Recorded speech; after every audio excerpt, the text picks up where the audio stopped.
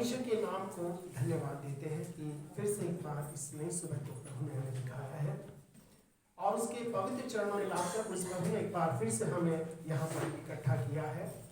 और इसीलिए आज कुछ बातें हैं जिनको परमेश्वर के वचन में से हम देखेंगे और परमेश्वर के इस वचन में से हम आज 8 बातों को देखेंगे कि जो शैतान हमारे जीवन के अंदर लाता है और जो बातें होती हैं जिसके द्वारा शैतान हमें प्रभु के मार्ग से पीछे हटाता है।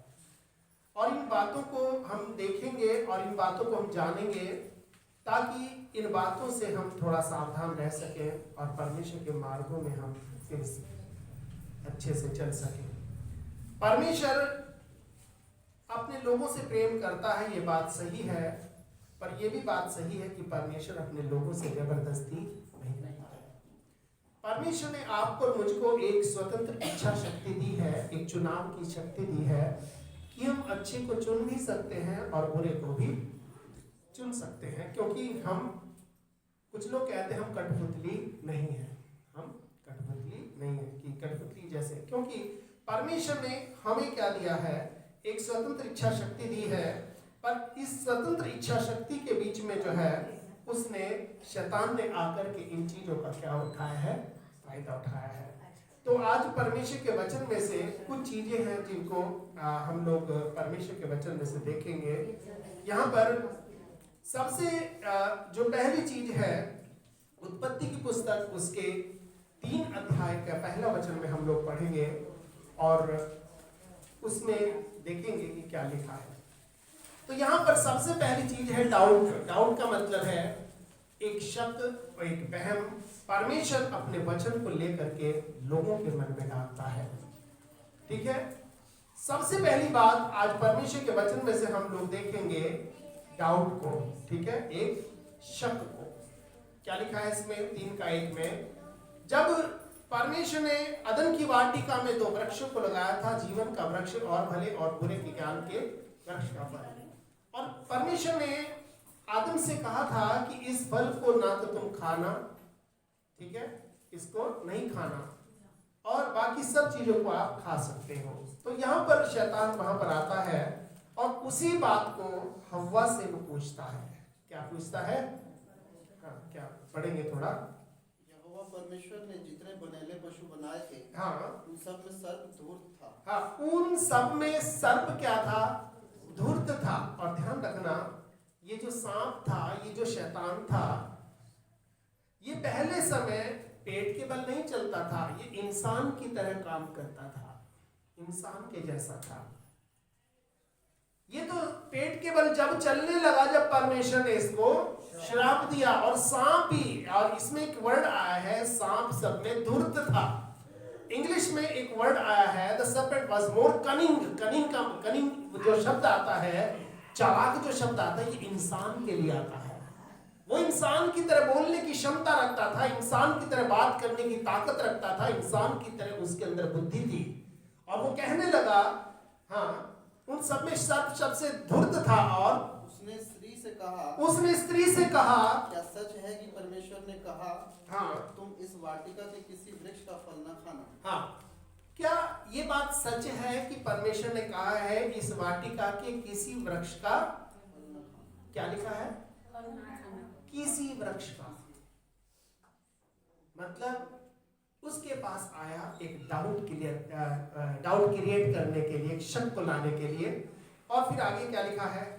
स्त्री ने सर्प से कहा, स्त्री ने सर्प से कहा, इस वाटिका के वृक्षों के फल हम खा सकते, इस वाटिका के वृक्षों के फल हम खा सकते हैं, पर जो वृक्ष वाटिका के बीच में है, पर जो वृक्ष वाटिका के बीच में है, उसके फल के विषय में परमेश्वर ने कहा, उसके फल के विषय में परमेश्वर ने कहा है कि ना तो तुम उसको खाना, ना तो तुम उसको खाना, और ना उसको छूना, और ना ही उसको छूना, नहीं तो मर जाओगे, नहीं तो मर जाओगे।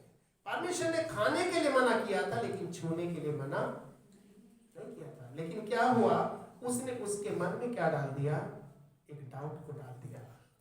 और ये डाउट एक ऐसी चीज थी कि जब आप एक बच्चे के मन में डाउट डालते हो, पूरे घर में उसे घुमा देते हो, जब उसे कहते हो ना बेटा बस सारा कुछ छेड़ लेना लेकिन इन गुब्बारों को नहीं छूना, पर ध्यान रखना वो बच्चा गुब्बारे को ही छुएगा। क्यों? क्योंकि उसके मन के अंदर क्या आ गया? एक शक आ गया, कहीं ऐसा तो नहीं कि इसी में मेरा कुछ खास खेलना छिपा हो। ठीक है, तो कई बार शैतान जो है हमारे जीवन के अंदर एक डाउट को लाता है, और ये डाउट ऐसा होता है, बाइबल में लिखा है कि विश्वास का उल्टा क्या होता है? शक होता है। और जो व्यक्ति शक करता है वो व्यक्ति शैतान की द्वारा चलाया जाता है, चाहे वो इंसान हो, चाहे वो बच्चा हो, चाहे वो बड़ा हो, चाहे वो बूढ़ा हो, कोई भी क्यों ना हो। क्योंकि बाइबल में लिखा है कि शक जो है वो विश्वास का उल्टा है, और बाइबल में लिखा है कि मेरा धर्मी जन विश्वास से जीवित रहेगा, और अगर वो विश्वास से पीछे हट जाए तो मेरा मन उससे प्रसन्न नहीं होगा। तो सबसे पहली बात, शैतान कई बार हमारे जीवन के अंदर कुछ बातें ऐसे लाता है कि हम परमेश्वर पर शक करने लगते हैं और अपने पर विश्वास करने लगते हैं। हम कहते हैं पर प्रभु तेरे बस का तो शायद नहीं है, हमें ही शायद अब कुछ करना पड़ेगा। शक का मतलब ये होता है, बाइबल में लिखा है कि यदि तुम में से 2 जन पृथ्वी पर एक बात के लिए सहमत हो और अपने मन के अंदर कोई संदेह ना करें, संदेह लिखा है, तो वो उनके लिए क्या है? हो जाएगा। और बाइबल में लिखा है कि संदेह करने वाला व्यक्ति कौन होता है? संदेह कहां से आता है? शैतान की तरफ से आता है। और सबसे बड़ी चीज है जो हमारी आशीषों को दुनिया में से लेकर चली जाती है, वो शक है। हम हमेशा परमेश्वर पर विश्वास करें, उस पर भरोसा करें, और जो भी कुछ प्रभु ने हमें दिया है उस पर विश्वास करें। प्रभु ने आज हमारे जीवन में जो भी लोग हमने दिया है, हमें इन पे भरोसा करना है। ठीक है, एक व्यक्ति के विश्वास तोड़ने से हम सब व्यक्तियों को एक ही लाइन में नहीं लगा सकते।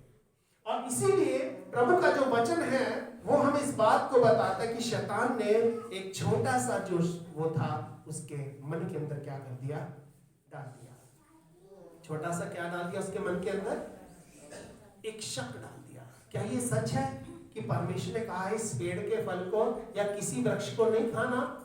शैतान को मालूम था सब चीज, लेकिन उसके बाद भी वो उसके मुंह से उगलवाना चाह रहा था कि इसका ध्यान किस तरफ है। और इसलिए जब किसी चीज को आपको हाँ भाई ये सब कुछ अच्छा है लेकिन वो चीज खराब है, जिस चीज की तरफ आप उंगली उठाओगे तो लोगों की नजर उसी तरफ घूम जाएगी।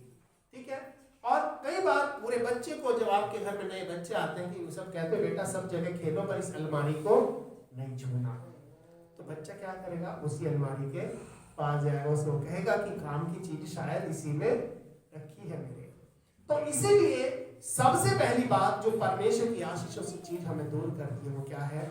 शक करना है। हमें हमेशा परमेश्वर के ऊपर क्या करना है? विश्वास करना है, उसके ऊपर भरोसा करना है कि जो प्रभु आज तक हमें लेकर के यहाँ तक आया वो आगे भी हमें लेकर के जाएगा। हालेलुया। और दूसरी बात जो हम यहाँ पर परमेश्वर के वचन में देखते हैं वो क्या है? डर। क्या है? फियर। हमें कई बार कई चीजों से जो है डर लगता है, और डर एक ऐसी चीज है जो आपको अपाहिज बना देता है। डर क्या बनाता है आपको? अपाहिज। डर आपको कोई काम नहीं करने देता, डर आपको आगे बढ़ने नहीं देता। डर जो होता है वो आपको स्टडी नहीं करने देता, कोई बिजनेस में पैसा लगाने नहीं देता, क्योंकि आपको डर होता है। और डर किस बात का होता है? फेलियर का।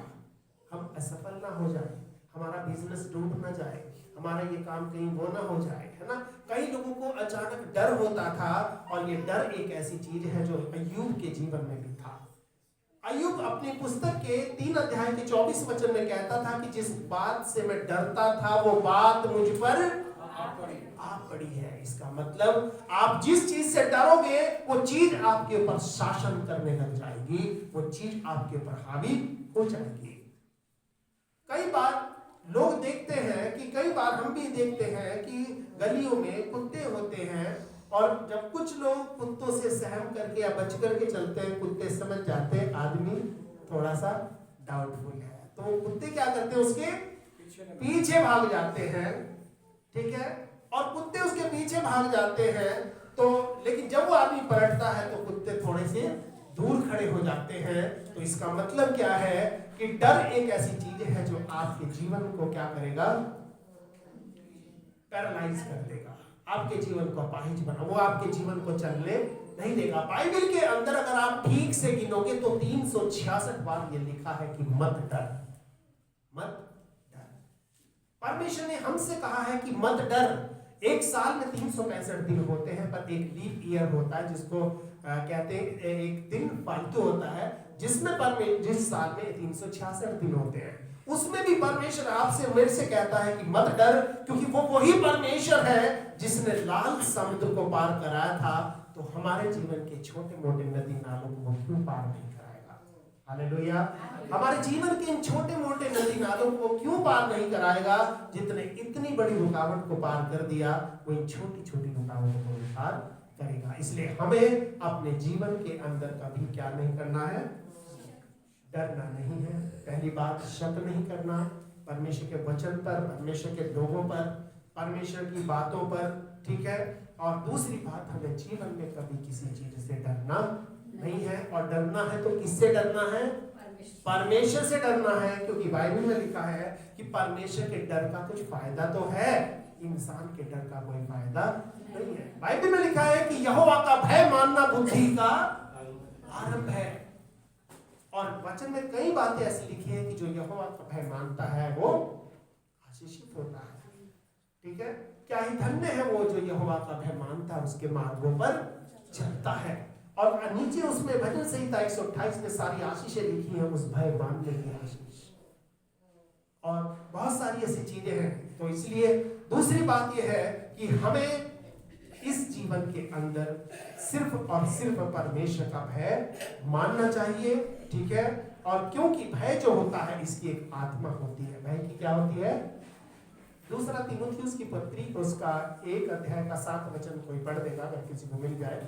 तो भय जो होता है इसकी एक आत्मा होती है, और कुछ लोगों के अंदर ये हमेशा रहती है, वो हमेशा डरते रहते हैं, वो हमेशा डरते रहते हैं, वो कुछ काम नहीं कर सकते, क्योंकि उनके अंदर एक डर होता है, उनके अंदर एक भय होता है कि मेरा क्या होगा, मेरे जीवन का क्या होगा। किसी को मिल जाए 1 का 7, क्या लिखा है इसमें, क्योंकि परमेश्वर ने हमें भय की नहीं, क्योंकि परमेश्वर ने हमें भय की, इसका मतलब डर की नहीं, परंतु सामर्थ्य, प्रेम और संयम की क्या दी है, आत्मा दी है। हालेलुया। ये भय की आत्मा होती है, डर की भी की क्या होती है, आत्मा होती है।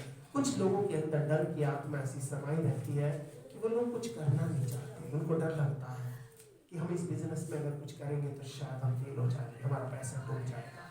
लेकिन अय्यूब की पुस्तक इस बात को बताती है कि जिस बात से हम डरते हैं वो बात हम पर आ पड़ती है।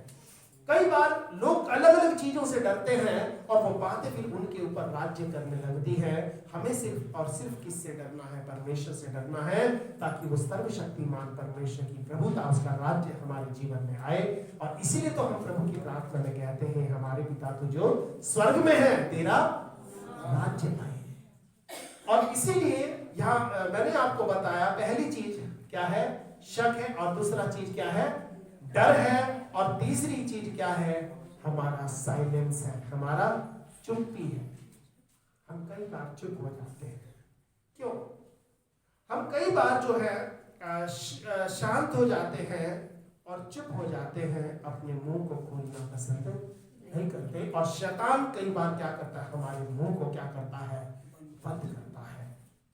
हम अपना मुंह लड़ाई के लिए बहुत जोर से खोलते हैं, बहुत बड़ा भी खोल लेते हैं, और इतना बड़ा खोल लेते हैं अगर यहाँ की लड़ाई होगी तो दूसरी गली में आवाज सुन सकते हैं। लेकिन जब प्रभु की बात आती है तो परमेश्वर के वचन में लिखा, लूका 19 अध्याय के 40 वचन में, यदि तुम चुप रहे तो ये पत्थर चिल्ला उठेंगे। हालेलुया। परमेश्वर अपना काम कराएगा। और ये जो हम बातें बोलते हैं, ये जो चीज हम थोड़ा प्रकाशित वाक्य की पुस्तक 12 अध्याय का 11 वचन कोई पढ़ देंगे, और उस वचन के अंदर लिखा है कि हम सब लोगों को परमेश्वर ने एक आवाज दिया है, और इस आवाज को हमें परमेश्वर के लिए क्या करना है, इस्तेमाल करना है। जब हम इस आवाज को हम परमेश्वर के लिए इस्तेमाल करते हैं तो परमेश्वर हमारे जीवन को आशीष से भरता है। 12 का 11 क्या लिखा है? वे मेमने के लहू और अपनी गवाही के वचन के कारण उस पर जयवंत हुए। अपनी गवाही का वचन हमारे जीवन में प्रभु ने जो किया है वो एक वचन, क्योंकि परमेश्वर ने हम सब की नजरों में हम सब कौन है? वाचा के संदूक हैं, और हम सब के अंदर, मैंने पिछली बार आपको बताया था, एक साक्षी पत्र प्रभु ने दिया है। इस साक्षी पत्र को हमें दूसरों को क्या करना है? दिखाना है, क्योंकि बाइबल में लिखा है दूसरा कुरिन्थियों पुस्तक में 3 अध्याय में कि तुम मसीह की पत्री हो। इंग्लिश में लिखा है you are the epistle of Christ, और जो उर्दू बाइबल है उसमें लिखा है कि तुम मसीह का क्या हो? खत हो। खत समझते हो? एक पत्र हो। हम सब लोग परमेश्वर का एक पत्र हैं जिसको परमेश्वर ने लिखा है, और ये पत्र जो होता है, ध्यान रखना, ये हमेशा दूसरों के लिए होता है। एक पत्र के अंदर एक संदेश होता है जो उस पत्र को जा करके वहां बोलना पड़ता है कि जहां पर उसको लिखा जाता है। आज इस टेक्नोलॉजी की दुनिया में खतों की जो वैल्यू है वो क्या हो गई है? खत्म हो गई है। पत्रों की जो वैल्यू थी वो खत्म हो गई है। पहले लोग जब है कुछ झगड़ा होता था लड़की वालों के यहाँ लड़के वालों के यहाँ, एक हफ्ता अगर लड़की गुस्से में चिट्ठी लिख भी देती थी, एक हफ्ता चिट्ठी जाने में लगता था और एक हफ्ता चिट्ठी आने में लगता था, और उतनी देर में सब सुलह हो जाती थी और सब मामला क्या हो जाता था? ठंडा पड़ जाता था। लेकिन आज जब जैसे कोई झगड़ा हुआ, 1 सेकंड के अंदर संदेश पहुंच जाता है और मामला सुलझने की जगह क्या हो जाता है?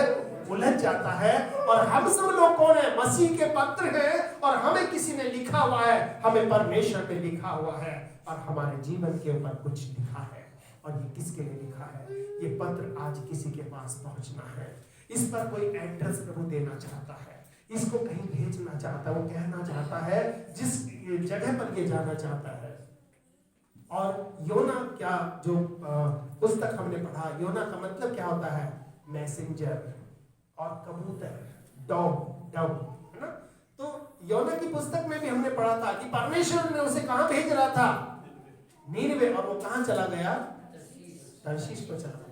इसका मतलब आज हम सब लोगों को परमेश्वर ने एक एड्रेस लिख करके दिया है, और हम सब लोग परमेश्वर के कौन है? मैसेंजर हैं। हम सब लोग परमेश्वर के खत हैं। और ये खत को जो है क्या है?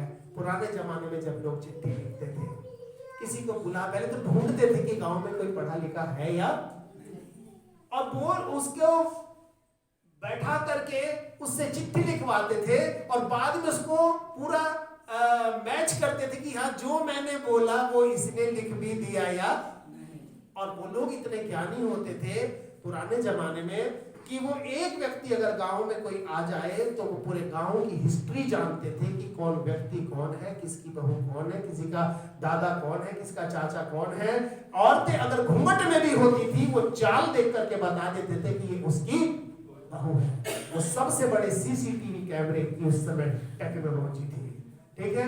ये वो वक्त था, उस समय खतों की कीमत होती थी, उस समय इंसानियत की कीमत होती थी। और इसीलिए प्रभु के वचन में लिखा है कि तुम कौन हो? मसीह की पत्री हो। और इस पत्र को जो है खामोश नहीं रहना है, इस पत्र को जो है हमें दूसरों को पढ़ करके सुनाना है जिस एड्रेस पर भेजा जाता है। हालेलुया। और इसलिए हमारा जो साइलेंस है, हमारा जो चुप रहना, शैतान कई बार हमें क्या कर देता है? चुप कर देता है। वो हमें हमारा पास्ट याद दिलाता है, हमारा बीता हुआ समय, वो लोगों के ताने याद दिलाता है। देखो वो लोग तुम्हारे लिए क्या बोल रहे थे, इसलिए तुम परमेश्वर के काबिल नहीं हो। पर ध्यान रखना, परमेश्वर के पास जब हम आते हैं तो परमेश्वर हमारी एक नई सृष्टि बनाता है। और प्रभु का वचन कहता है यदि तुम चुप रहे तो ये पत्थर क्या करेंगे? चिल्ला उठेंगे। मुझे अपना काम कराना है, मैं अपने वचन को कहीं भेज दूंगा।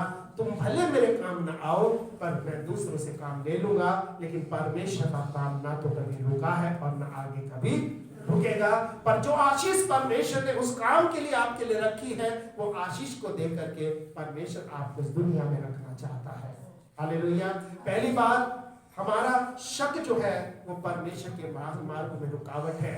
दूसरी बात, हमारा जो डर है वो परमेश्वर के मार्गों में रुकावट है। और तीसरी बात मैंने बताई, हमारी जो चुप्पी होती है वो परमेश्वर के मार्ग में क्या है, रुकावट है। हालेलुया। और इसलिए हम यहाँ पर एक और बात को देखते हैं कि हमारा दूसरों को क्षमा ना करना, ये भी हमारे लिए परमेश्वर के मार्गों में क्या है, रुकावट है। अनफॉरगिवनेस, दूसरों को माफ नहीं करना। हम कई बार चाहते हैं कि परमेश्वर हमें माफ करे, पर हम दूसरों को माफ नहीं करते हैं। ठीक है।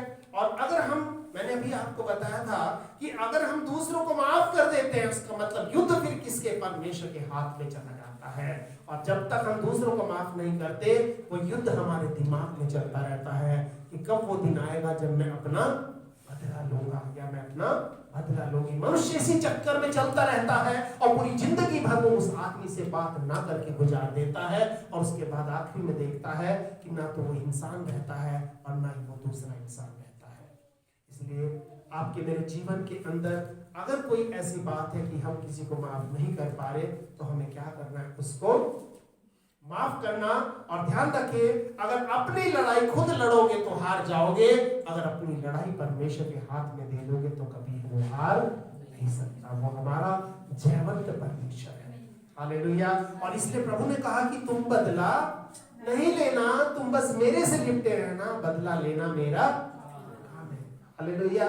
आप किसी का अगर किसी पे गुस्सा करोगे, क्या कर लोगे, ज्यादा उसका सर फोड़ दोगे, हाथ पैर तोड़ दोगे, लेकिन उसके बाद फिर कानून आपको क्या देगा, सजा देगा। लेकिन अगर परमेश्वर का हाथ चल गया तो मैं आपको बता रहा हूं, वो व्यक्ति दुनिया में फिर कभी नजर भी नहीं आएगा, क्योंकि वो परमेश्वर अपने लोगों से बहुत प्रेम करता है।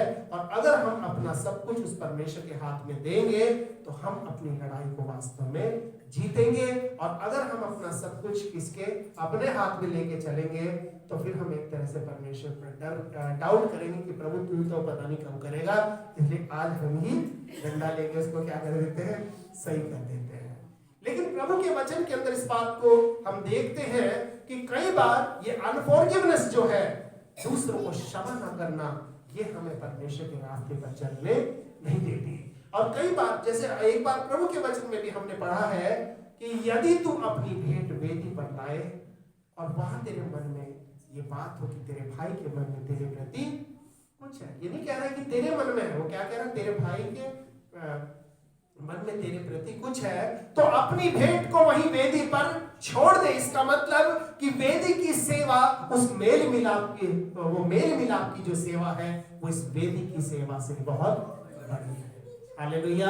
क्योंकि बाइबल में लिखा है कि धन्य है वे जो मेल कराने वाले हैं, क्योंकि वे परमेश्वर के पुत्र। हालेलुया। तो हम लोग कौन है, मेल कराने वाले लोग हैं, और हमें परमेश्वर का उसके लोगों के साथ क्या कराना है, मेल कराना है। और इसलिए हम ध्यान रखें कि मनुष्य जब क्षमा करता है तो कई बार वो याद भी रखता है, लेकिन जब परमेश्वर क्षमा कर देता है तो वो भूल जाता है। हालेलुया। परमेश्वर जब क्षमा करता है तो क्या हो जाता है, वो भूल जाता है। ठीक है। और वो फिर उस बात को दोबारा याद नहीं करता। ठीक है। किसी को अगर नीति वचन की पुस्तक 24 का 16 मिल जाए तो थोड़ा सा उसको पढ़ देंगे, क्या लिखा है। 24 का 16।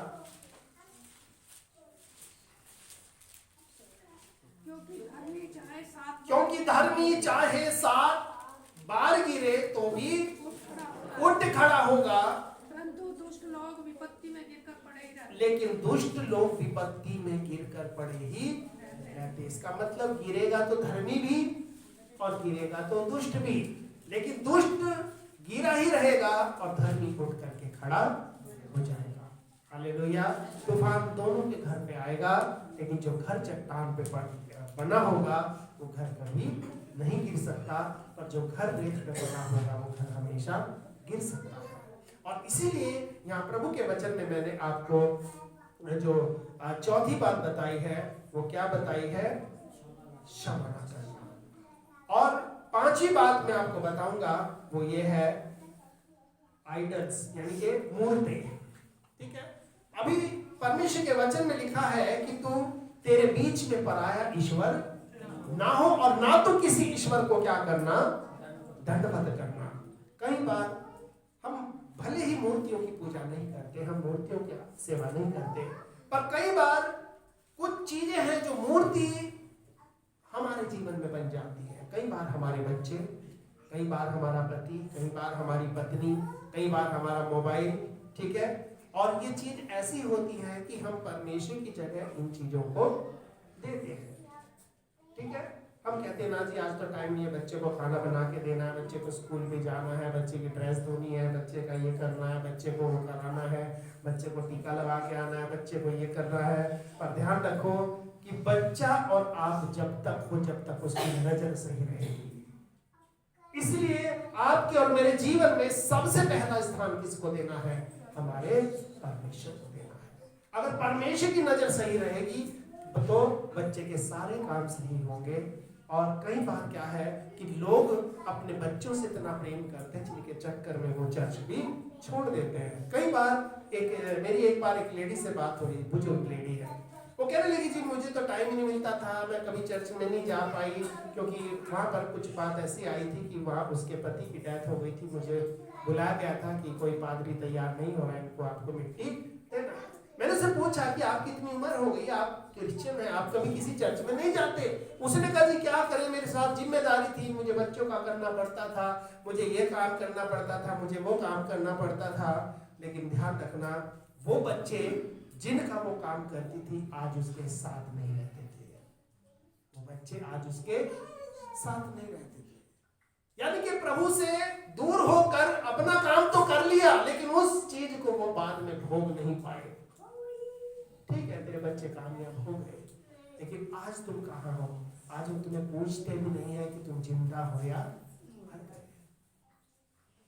तो कहने का मतलब यह है कि हमें अपने जीवन के अंदर सबसे पहला स्थान किसको देना है? परमेश्वर को देना है, क्योंकि आप अपने नहीं हो। मैंने पहले बताया, आप अपने नहीं हो। आपको इस दुनिया की भीड़ से बुलाया गया है, चुना गया है, आपका दाम दिया गया है, आपको मोल लेकर के खरीदा गया है, और अब आप अपने नहीं हो, अब आप परमेश्वर के हो।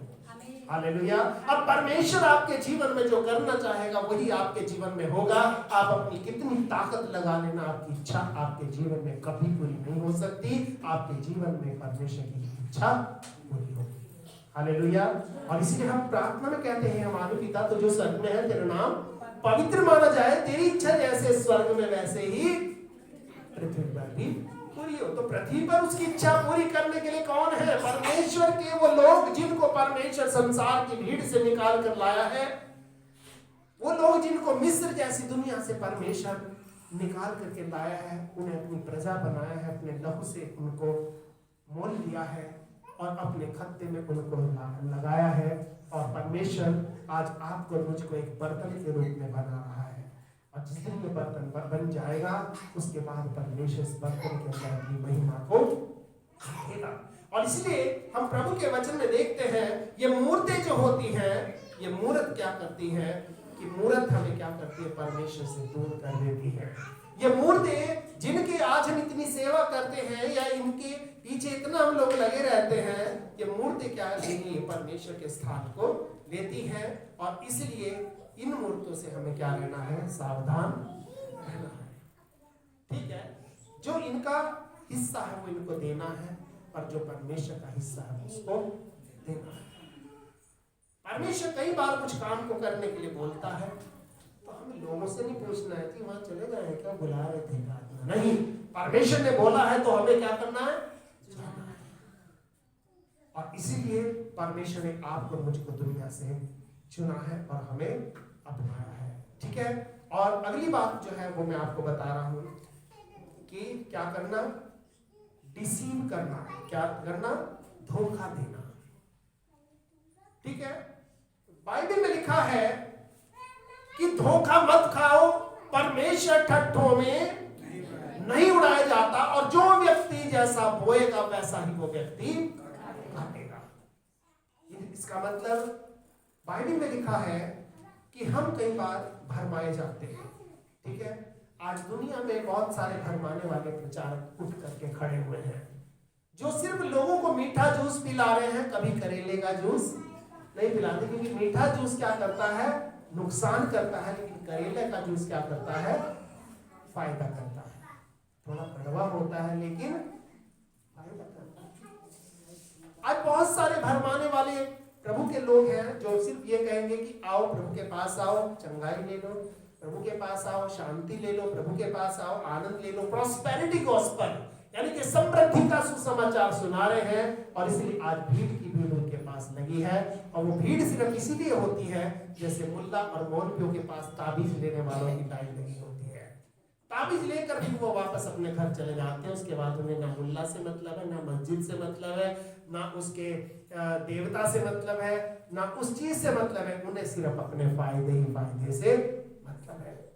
और इसीलिए प्रभु का जो वचन है वो ये बताता है कि परमेश्वर का जो वचन है ये हमें करेक्शन के लिए लिखा हुआ है। किसके लिए? हमें सुधारने के लिए। बाइबल में लिखा है कि पूरा पवित्र शास्त्र परमेश्वर की प्रेरणा से रचा गया है, जो कि उपदेश में, सिखाने, समझाने और धर्म की शिक्षा के लिए लाभदायक है। ऐसा नहीं कि परमेश्वर चंगाई नहीं देता, ऐसा नहीं कि परमेश्वर शांति नहीं देता, ऐसा नहीं कि परमेश्वर आनंद नहीं देता। ये सब चीज परमेश्वर देता है, पर उनको देता है जो परमेश्वर की इच्छा पर चलते हैं। हालेलुया। परमेश्वर उनके शरीर को अच्छा स्वस्थ रखता है, बिना बीमारी का, बिना बढ़िया सा शरीर रखता है। किनका? जो उसकी इच्छा पर चलते हैं। परमेश्वर उनको अच्छा अन्न जल और अच्छा उनको खाना देता है। कुछ लोग ऐसे होते हैं, आपने देखे, उनको कितना खिला लो, घी खिला लो, दूध खिला लो, वो पतले के पतले ही रहते हैं। उनके माँ बाप की शिकायत होती है कि सब कुछ खिलाते हैं, उसके बाद भी इसका शरीर ऐसा ही है। कुछ लोग ऐसे होते हैं बेचारे जिनको खाने को ठीक से मिलता भी नहीं, लेकिन उसके बावजूद भी उनका शरीर अच्छा तकड़ा रहता है।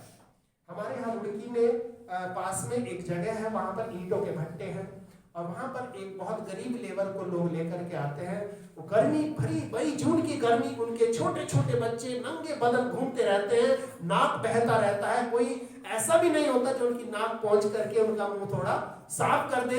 मिट्टी में खेलते रहते हैं, मिट्टी खाते रहते हैं, वही नाली वाली का पानी पीते रहे। उसके बाद भी उनका जो शरीर है हट्टा कट्टा रहता है। उनको जल्दी से बुखार नहीं आता, उनको जल्दी से कोई प्रॉब्लम नहीं होती। हमारा बच्चा जरा सा धूप में निकल जाए उसे लू लग जाती है। क्यों?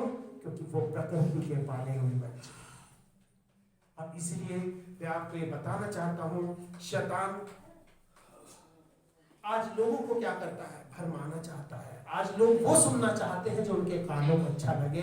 आज लोग वो नहीं सुनना चाहते जो उनको थोड़ा सा कुछ करना पड़ जाए।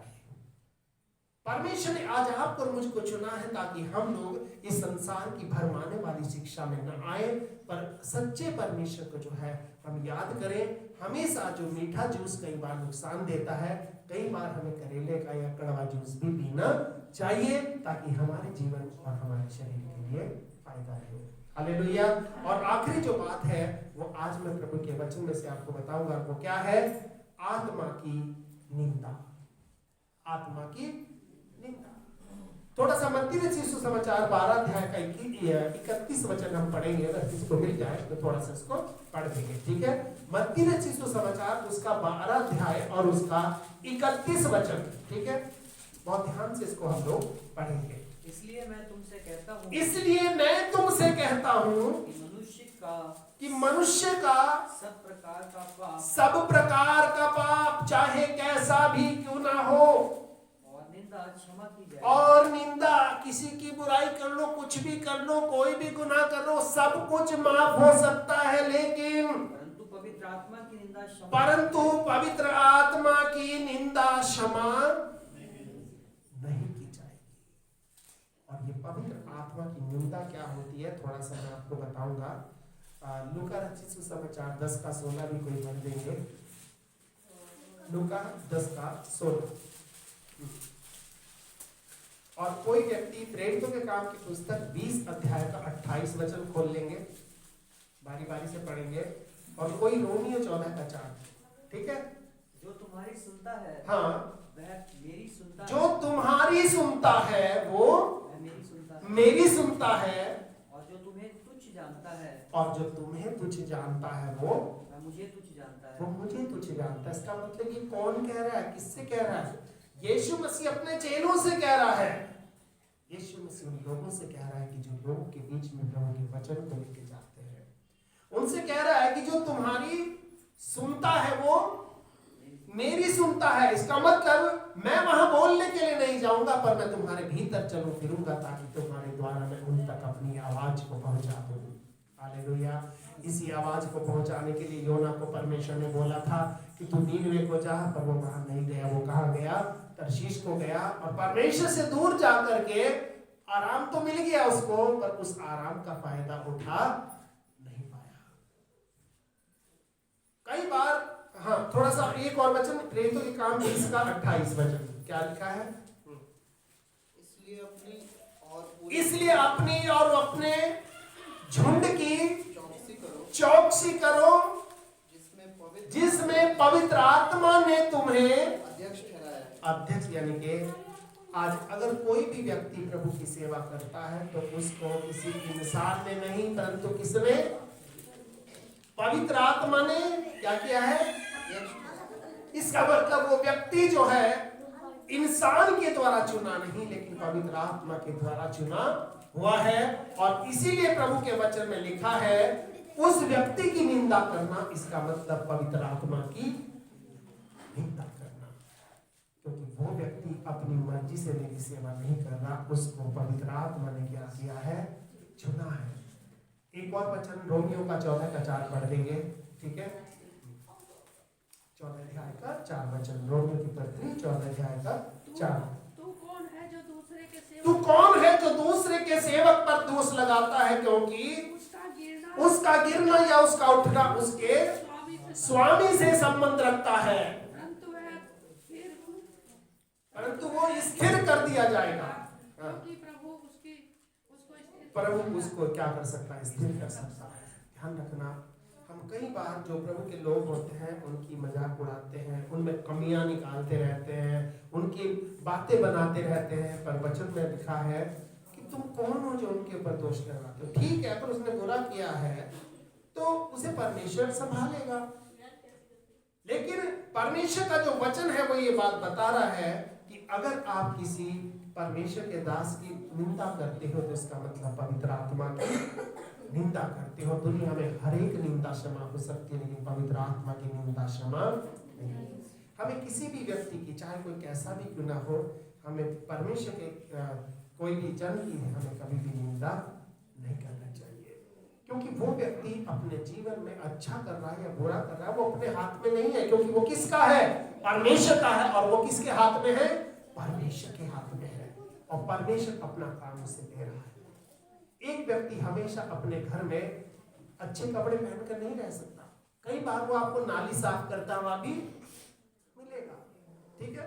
कई बार वो किचन भी साफ करता मिलेगा, कई बार वो कपड़े धोते मिलेगा, कई बार वो इसी तरह से एक मनुष्य के जीवन के अलग अलग एस्पेक्ट्स होते हैं, अलग अलग उनके पहलू होते हैं। और इसीलिए हम हमेशा इस बात को ध्यान रखें, ये कुछ चीजें हैं। पहली बात हमारा शक, दूसरी बात हमारा डर, और तीसरी बात हमारी चुप्पी, और चौथी बात हमारा दूसरों को क्षमा न करना, और पांचवी बात हमारे आगे जो मूर्तियां हैं, और छठी बात धोखा खाना, और सातवीं जो बात है वो क्या है? आत्मा की निंदा करना। ये चीजें हमारे जीवन से जैसे जैसे दूर होगी वैसे वैसे प्रभु की बरकतें हमारे जीवन में बढ़ती चली जाएंगी, और हमारा जीवन आशीषित होता चला जाएगा, और परमेश्वर अपनी बरकतों से आपको और हमको सबको भरेगा। और परमेश्वर, ध्यान रखना, मैंने आपको बताया, वो परमेश्वर जो लाल समुद्र को पार करवा सकता है, वो आपके मेरे जीवन की छोटी मोटी नदियों को भी बड़े आराम से पार करा सकता है। हमें अपने परमेश्वर के ऊपर भरोसा रखना है, और परमेश्वर को छोड़ और किसी से कभी भी डरना नहीं है। कि भाई कई बार हम चर्च नहीं आते, बारिश आएगी हम भीग जाएंगे, जुकाम हो जाएगा, ठंड है, आज मौसम तो हमेशा ऐसा रहेगा, ठंड में ठंड रहेगी, गर्मी में गर्मी रहेगी, और बरसात में बरसात रहेगी, पर हमारा परमेश्वर वही है और वही रहेगा। हालेलुया। और इसीलिए आज इस परमेश्वर के वचन में से हमने इन बातों को देखा, हम इन बातों को अपने जीवन में विचारें, हम अपने परमेश्वर से बात करें। आइए थोड़े समय के लिए अपनी आंखों को हम लोग बंद करें और इन वचनों के ऊपर हम थोड़ा सा चिंतन करें। अपने जीवन में हम थोड़ा समय के लिए झांकें और देखें क्या इनमें से कोई बात हमारे जीवन में है जो परमेश्वर हमें चाहता है कि हम उस बात को छोड़ दें। क्या कोई ऐसी चीज है कि जो परमेश्वर के वचन पर हमें डाउट कराती है, परमेश्वर के साथ चलने पर हमें थोड़ा शक कराती है? क्या कोई ऐसा बात है जो हमें भय में लेकर के चलती है? और ध्यान रखना, हमें कई तरह का भय हो सकता है।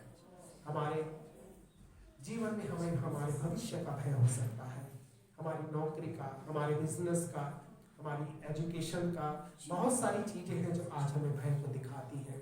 और ध्यान रखना, हमें किसी चीज से भय नहीं खाना और ना ही हमें किसी चीज से डरना है, क्योंकि प्रभु का वचन ये कहता है, अय्यूब जैसे अपनी पुस्तक में कहता है कि जिस बात से मैं डरता था वो बात मुझ पर आन पड़ी है। इसलिए हम किसी बात से न डरें, अपने परमेश्वर पर भरोसा रखें, दूसरों को क्षमा करें, धोखा न खाएं, भरमाए न जाएं और परमेश्वर की आशीष अपने जीवन में लें। और कभी भी परमेश्वर के लोगों की निंदा ना करें और परमेश्वर के लोगों पर कमेंट ना करें, टिप्पणी ना करें, क्योंकि वचन में लिखा है कि तू कौन है जो किसी के सेवक पर दोष लगाता है, क्योंकि वो सेवक तेरा नहीं है, वो सेवक उस परमेश्वर का जिसने उसको तेरी भलाई के लिए दिया है। इसलिए आइए हम अपने परमेश्वर के सामने अपने जीवन को रखें और उस प्रभु से कहें, प्रभु तू ही है जो मेरे दुख को दूर कर सकता है, तू ही है मेरे संकट से मुझे छुड़ा सकता है, तू ही मेरी जरूरत को पूरा कर सकता है, तू ही मेरे दुख को, रोग को दूर करके मुझे आज और इसी समय चंगाई दे सकता है, क्योंकि तेरे लिए कोई भी काम मुश्किल नहीं है। तो सब कुछ करने वाला परमेश्वर है। प्रभु सच में हम तेरा धन्यवाद करते हैं तेरे प्रेम और तेरी उपस्थिति के लिए। आज मैं प्रार्थना करता हूँ प्रभु, तेरे दास होने के नाते हर एक भाई बहन बच्चा बुजुर्ग जो भी आज यहाँ पर तेरे चरणों में मौजूद हैं, इन सबों के जीवन, शरीर, आत्मा और प्राण तेरी उपस्थिति से परिपूर्ण होने पाए। इनके जीवन में तुम महान कार्य प्रकट कर अपनी बरकतों से प्रभु जी आप इनको भरे और पिता आने वाले दिनों में इन सबों को आप बड़ी आशीषें दें और अपनी महिमा सेवा के लिए इनको और भी ज्यादा आप इस्तेमाल करें। प्रभु परमेश्वर, मैं हर एक जन को आपके हाथ में समर्पित करता हूँ और प्रार्थना करता हूँ जब ये वापस अपने घरों को जाते हैं, तेरी उपस्थिति चलकर इनके साथ इनके घरों में जाए और इनकी सारी जरूरतों को पूरा करे। इनके जीवन परिवार में अपने आनंद को, खुशी को, शांति को प्रभु जी वो बहने दे। प्रभु जी हम प्रार्थना करते हैं शैतान का अंधकार का हर एक हाथ यीशु के नाम से दूर हो जाए और प्रभु तेरा प्रेम और तेरी पवित्रता इनके जीवनों में बहने लगे। हर एक जन को तो बड़ी आशीष दे, बड़ी बरकतों से भर और अपने आशीषों को उनके जीवन में दे। अगले हफ्ते तक जब हम मिलते हैं प्रभु, बड़ी गवाहियों के साथ यहाँ पर आने पाए, बड़ी बरकतों के साथ हम यहाँ पर आने पाए और पिता फिर से एक बार अपना जीवन हम तुझे देकर तेरे साथ एक आनंद और शांति का जीवन जी सके। हाँ पिता, हम सब बातों के लिए तेरा धन्यवाद देते हैं और सब कुछ आपके हाथों में हम सौंप देते हैं और धन्यवाद करते महान पिता परमेश्वर, क्योंकि आपने हमारी प्रार्थना को सुना है। और धन्यवाद के साथ ये प्रार्थना हम अपने उद्धारकर्ता, मुक्तिदाता प्रभु यीशु के पवित्र नाम से मांगते हैं। इसे दया से सुने और ग्रहण करें और हम सब जो लोग प्रभु के हैं मिलकर के कहेंगे आमीन। अब हमारे प्रभु यीशु मसीह का अनुग्रह, पिता परमेश्वर का प्रेम और पवित्र आत्मा की सहभागिता अब से लेकर हमेशा तक हम सब लोगों के साथ में